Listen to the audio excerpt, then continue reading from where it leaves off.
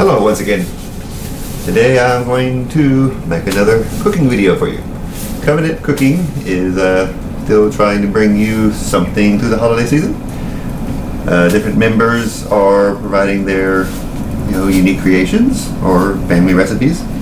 And today I am going to try to bring you some, old school type of things. Both of these, have a British origin. I'm going to make you some mince pies, very easy to make, and some lambswool with a drink. Also very old drink. It actually comes from the 1700s, but we're going to make it a more easier and more modern way to make it. First thing we're going to do is start off with heating the ovens, as that takes a few minutes. Alright, sorry about that. Alright, so the mince pies are going to cook for about 40 minutes when they're ready, and we're setting that at 350. And the lambswool, we're going to be baking some apples. That's going to take a little bit longer, but that's okay. They'll be set at 120 for about an hour and a half, depending on how well they cook. But we'll get to that in a few minutes. Now, what you need to make mince pies, it's very easy. You need some pie crust. That's it, just your basic roll-out pie crust. And you want to let them sit out. These have been sitting out for a little while. You want to get the room temperature. And then you have some mini pie crust, like these. And of course, you want the mince meat. Get this at Walmart, especially during this time of year. So it's real easy. All you basically do is assemble them and cook them.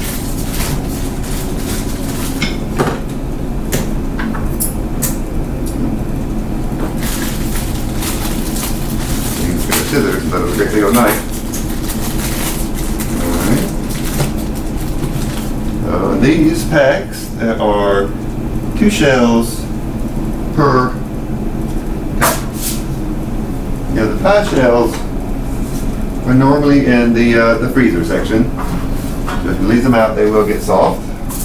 But you want to make sure that the pie crust is out and softened. So we're just going to lightly roll this out as best we can.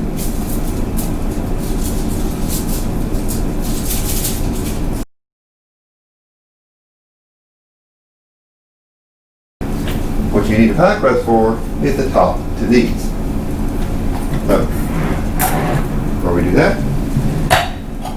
open up some of this. You see? Nice, wonderful stuff. It's sort of a savory sweet. And so it's a little different than what a lot of people may be used to. But all you're going to do is just scoop a little bit in into each cup.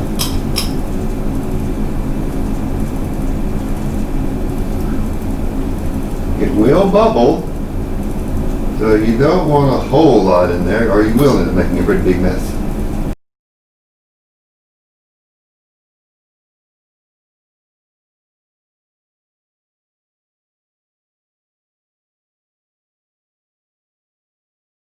Now I like to use, and you may already have something, but I use just the top to a can of ham or something. Washed, of course, it's roughly the same size. And you're going to press it in there.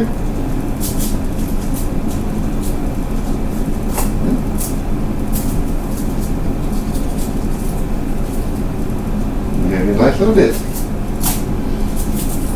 Alright. You can also cut a few little slits in there if you'd like. A little typical pie design or $10 design. Alright. And just see how many you can get.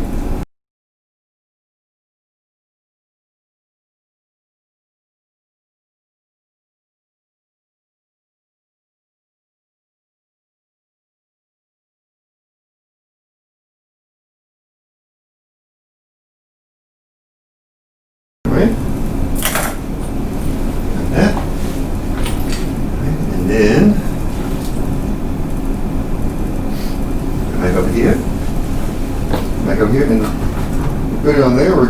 kind of mush it down on there and blend it into the other crust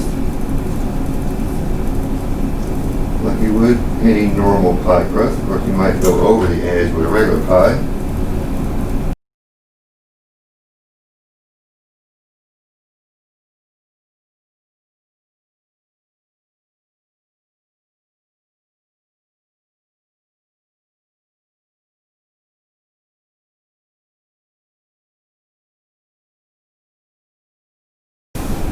Okay, so now we're going to put it in the oven.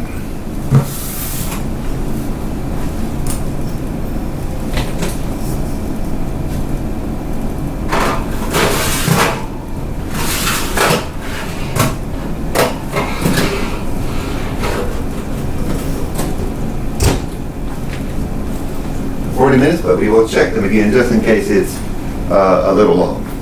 Now, part one. The next thing is how to make lambswool. Lambswool is a bit different and it's a bit more complicated than this rather quick and easy recipe. It is normally a heavily alcoholic beverage made with just straight ale or hard cider. I'm going to go with regular cider with just a touch of hard cider. So, but to begin with, we have cider. It calls for about 1 liter. Alright, I'm just going to put a good enough half of this in here. To give you an idea how this might look, something we'll try real quick, alright? By agitating just the regular cider,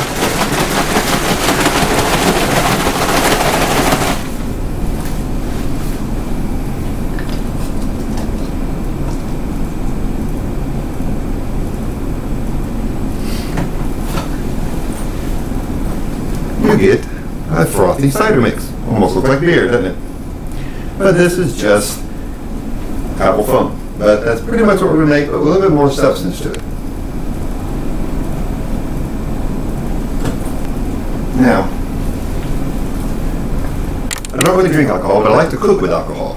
So this is Angry Orchard crisp apple. It'd be just a little bit of touch, add a little bit of extra flavor to it. So we're just going to pour this whole thing in here.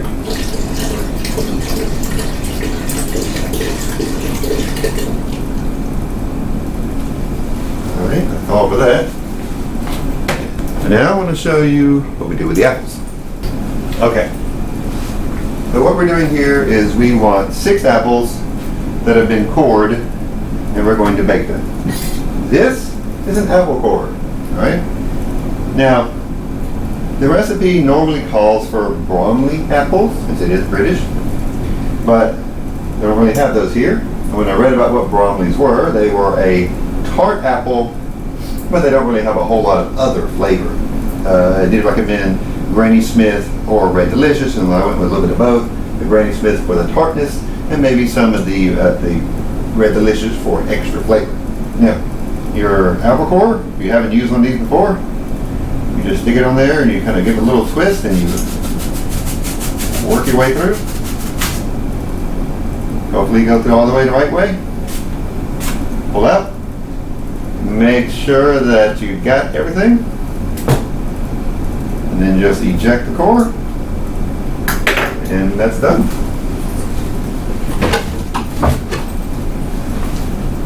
Now, these are going to have to bake for a while.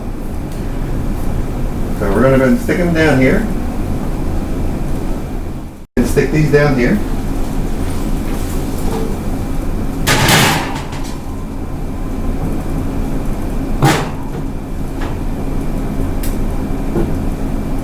You want to space them out a little bit, and they will expand.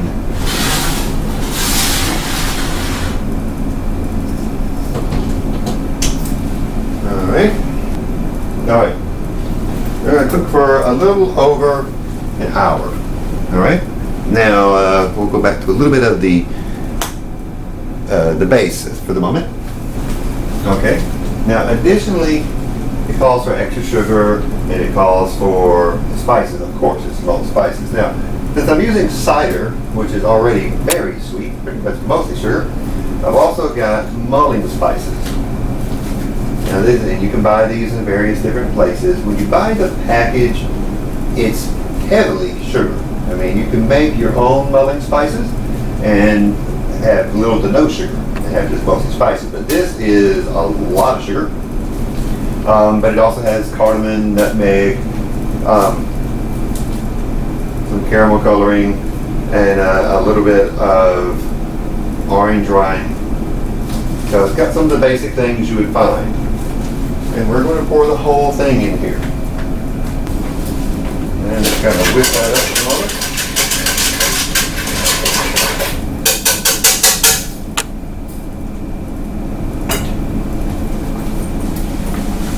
Calls for a lot of sugar usually, or you can substitute honey. Now, like I said, there's sugar in the mix, there's sugar in the cider. I'm going to add a little bit of honey just for a binder and a little extra flavor. So I'm going to put about 5 teaspoons.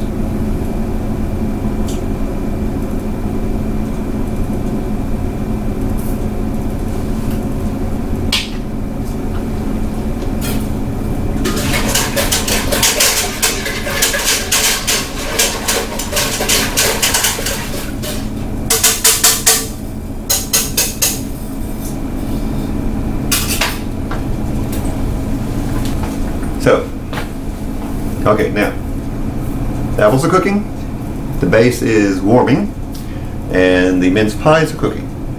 So that's going to take a little bit of time. So I'm going to stop the video for a moment, and then we'll be right back. And as you may have noticed, I had plenty, or a whole extra roll of the pie crust. I repackaged that because I only bought 8 of the original, the mini ones. So I have extra minced meat, I have extra pie crust, and so I can make more later. It will be good.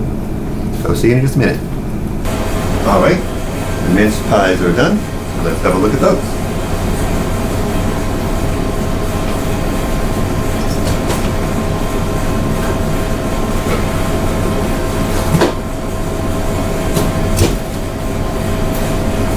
All right. Let's have a little bit, even the big one didn't make that big of a mess. A little bit around each side. I didn't push the top pieces down completely with the pie crust, pie cup crust, so they're floating a little bit. It's something you can work on though, but this way you can see a little bit of the minced meat coming out.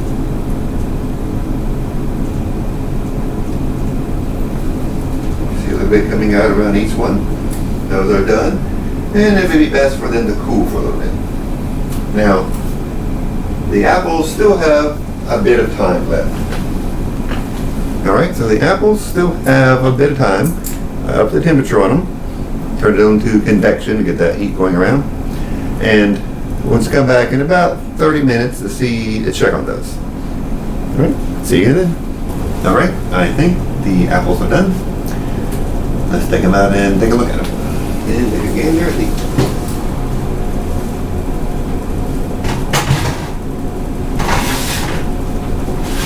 Wow.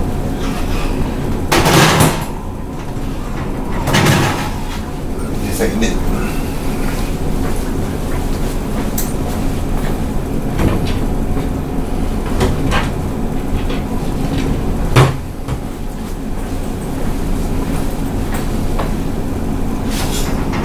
Well, it looks like the Granny Smith apples did not fare as well.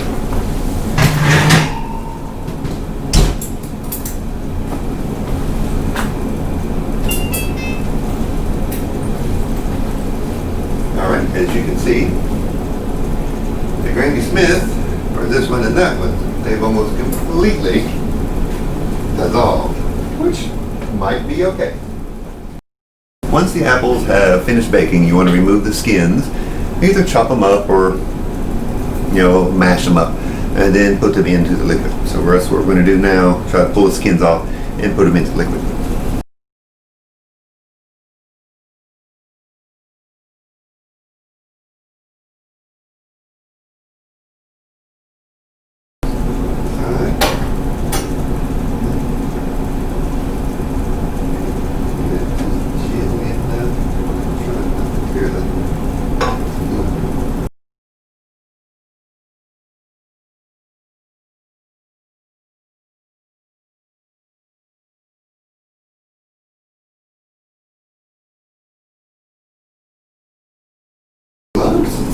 so much for sanitation, but for heat-efficient.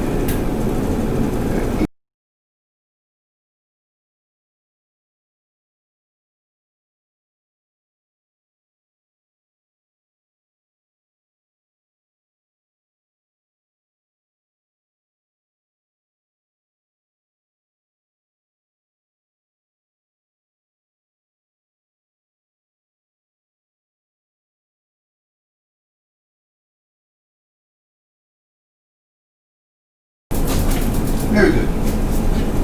Take this out of the way.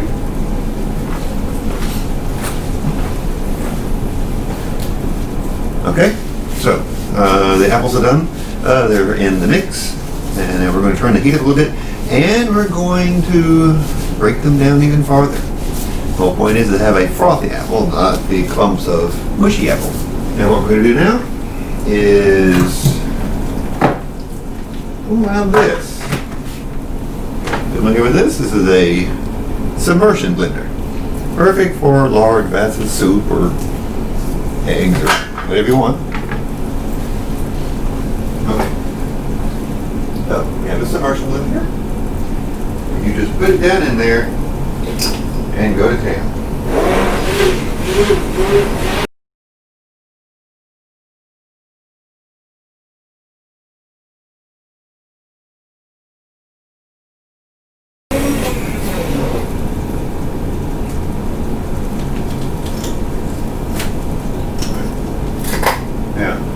There's a bit of a frothy head on there. As you can see, it's not a lot. It's difficult to actually get it to properly froth up. Let's see how it looks, just for the moment. It's a little bit less froth than it did just from shaking it up. I suppose we could shake this and put it into a tumbler.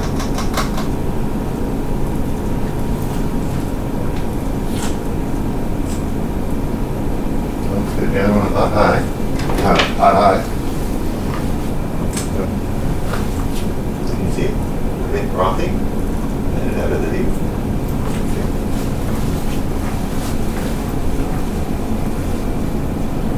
Now, here it is, a bit frothy.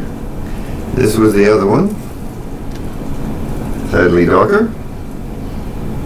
This one is, of course, hot. Might blend it a little bit longer, but very good. Actually tastes less sweet than the other one. I like this. And I think you could add a little bit more spice to it. You know, I like things very spicy.